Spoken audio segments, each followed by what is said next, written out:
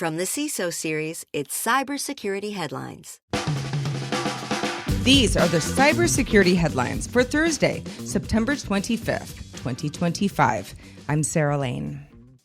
Man arrested in connection with airport cyber attack. A man was arrested in West Sussex over a cyber attack that disrupted several European airports, including Heathrow, after Collins Aerospace's baggage and check-in systems were hit. The attack was discovered Friday and involved ransomware, forcing some airports to use manual check-ins and causing hundreds of flight delays. The suspect has been released on bail and the investigation is ongoing. Collins Aerospace is rebuilding its systems, warning airlines and ground handlers to expect at least another week of manual operations. Record-breaking DDoS attack hits new highs.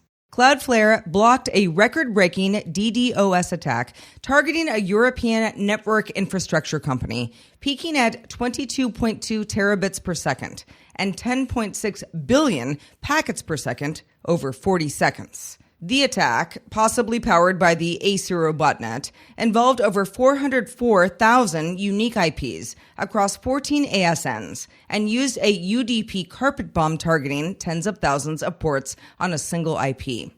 A0, active for over a year now, leverages compromised IoT devices and zero-day vulnerabilities. China-linked attackers use BRICKSTORM, backdoor, to steal IP.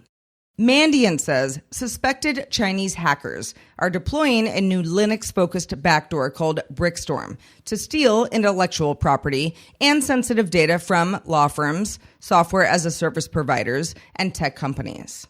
The campaign, linked to UNC 5221, has been active since March and targets high-value email accounts, including senior executives and national security-related law firms. Attackers often persist in networks for over a year, exploiting Avanti 0 days, VMware appliances, and compromised routers to maintain access. How one bad password ended a 158-year-old business. UK transport firm K&P Logistics, founded back in 1867, collapsed in June after the Akira ransomware group breached its systems using a weak employee password with no MFA. Attackers encrypted data, destroyed backups, and demanded £5 million, forcing the company to lay off 700 workers. The case underscores how poor credential hygiene can override compliance and insurance protections.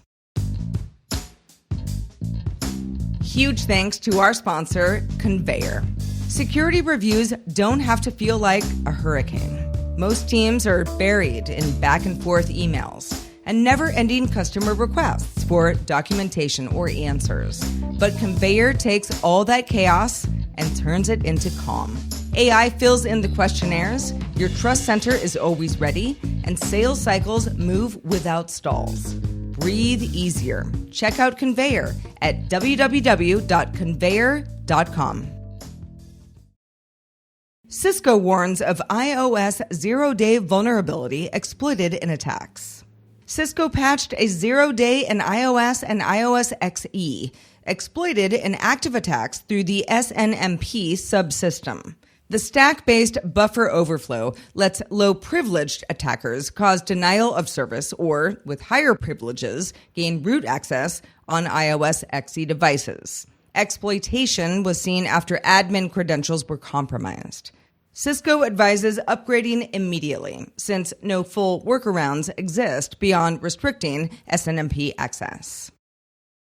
NPM package uses QR code steganography to steal credentials.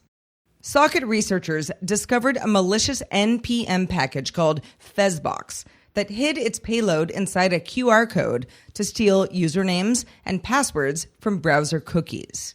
Posing as a JavaScript TypeScript utility, the package fetched a QR code from a remote server, waited 120 seconds, then decoded and executed the embedded malware. It used multiple obfuscation layers, including string reversal and encryption, before sending stolen credentials to a railway-hosted server. Fezbox had 327 downloads before NPM removed it at Socket's request. Chinese hackers Red November target global governments. Recorded Future says a Chinese state-backed hacking group it now calls Red November has been breaching governments and private sector firms worldwide since mid-2024. The group exploits flaws in VPNs, firewalls, and email servers from vendors, including Checkpoint, Ivanti, and Palo Alto networks, then deploys tools like the Go-based backdoor Pantagona, SparkRat, and Cobalt Strike. Victims reportedly include U.S. defense contractors, a European engine maker, and ministries across Asia, Africa, and South America. Unpatched flaw in OnePlus phones lets rogue apps text messages. A flaw in Oxygen OS lets any app on a OnePlus device access SMS data without permission, exploiting improperly secured telephony content providers.